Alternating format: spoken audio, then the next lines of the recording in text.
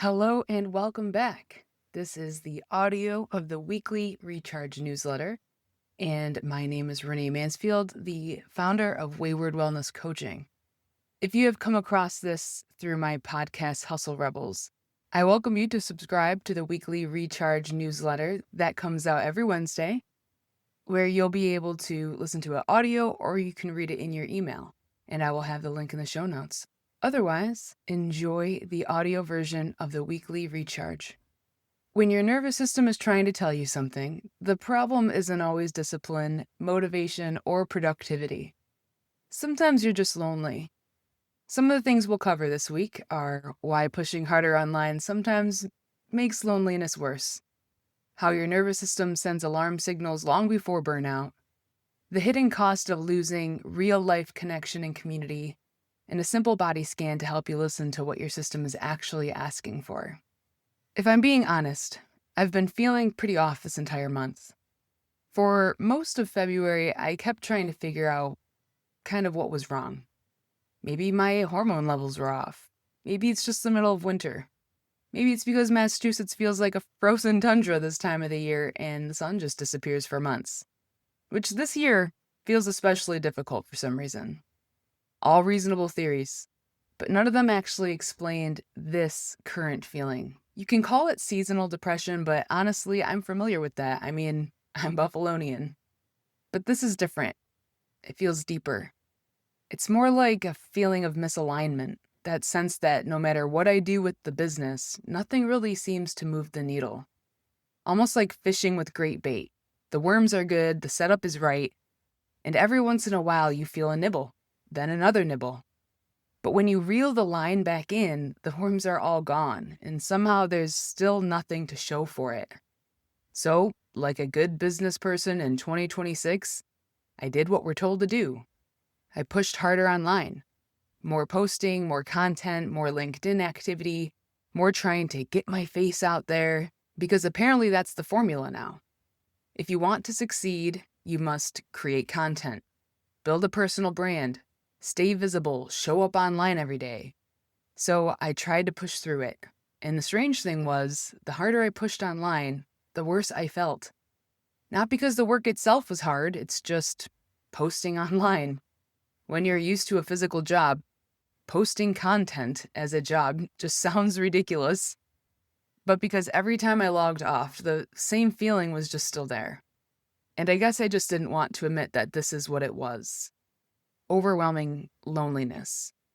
And this is the realization that I didn't want to admit. It finally hit me this week. For most of my adult life, I was surrounded by people.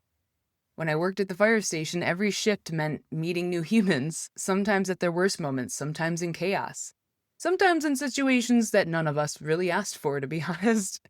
But there were always people, faces, voices, energy in the room, stories to share. And over the last year, especially the last 7 months, that disappeared. Now most days, the only beings I see in person, at least until Nick gets home, are my dogs. Which, to be fair, are fantastic company. I love them, but they are not exactly known for deep philosophical conversations. Here's the interesting part. Your nervous system usually figures things out long before your mind catches up. Mine had been sending signals for weeks. Fatigue, back pain creeping back in, low motivation, that vague sense of something being off. And I kept trying to analyze it logically. But my body had already figured out the problem. I just wasn't listening. It was missing community, real people, real conversations, real energy, not just comment sections and notifications. So this week I stopped trying to optimize the feeling, and instead I listened. I went back to boxing, despite the back pain I ironically kept putting off boxing because of. I started getting outside again. I reintroduced some of the routines that used to make me feel like myself, even after that massive snowstorm that we got last week. And something shifted, just in a matter of a few days. Nothing dramatic, just better. More grounded, more energized. More like my nervous system had finally exhaled. So just lean in with me for a second. Your nervous system has an alarm system. It's not always loud at first. Sometimes it whispers. It sounds like fatigue, tension, restlessness, a sense that something just isn't right. Most of us try to override it because that's the logical thing to do. Push harder, work more, distract ourselves. But those signals aren't random. They're information. Your body is trying to tell you something about what it needs, not what productivity culture says you should need, what you need. So here's a simple place to start. If you want to get better at hearing those signals, start with something simple, a body scan. Just a few minutes of actually paying attention to what your body is feeling instead of powering through it. I had recorded a short one for you that you can try here. The link is in the email. You might be surprised. And honestly, don't question what your body might be trying to say.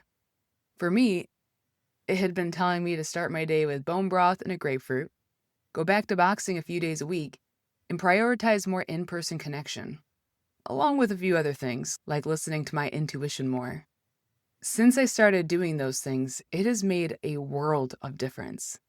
So consider it an experiment, a test. See what your body has to say. Notice the first things that come up. Write them down. Try them for the next few weeks and just see how you feel. That is the first step in building that nervous system regulation trust between your mind and your body. And if you missed my latest podcast episode, I talked about the recent Massachusetts snowstorm and something bigger underneath it. How hustle culture and burnout conditioning quietly train high achievers to push through situations that probably should have been a collective pause. So you can go back and listen to my latest episode, Burnout, Productivity, and Power, Why High Achievers Are Still Expected to Work During a Blizzard. As always, I appreciate you guys, and I'm always here if you have any questions or even a chat. If you have resonated with this newsletter, please feel free to reply back. I'd love to hear what you guys are going through and if I can help in any way. Share the weekly recharge with a friend so that they can also be regulated just like you guys. See you guys next week.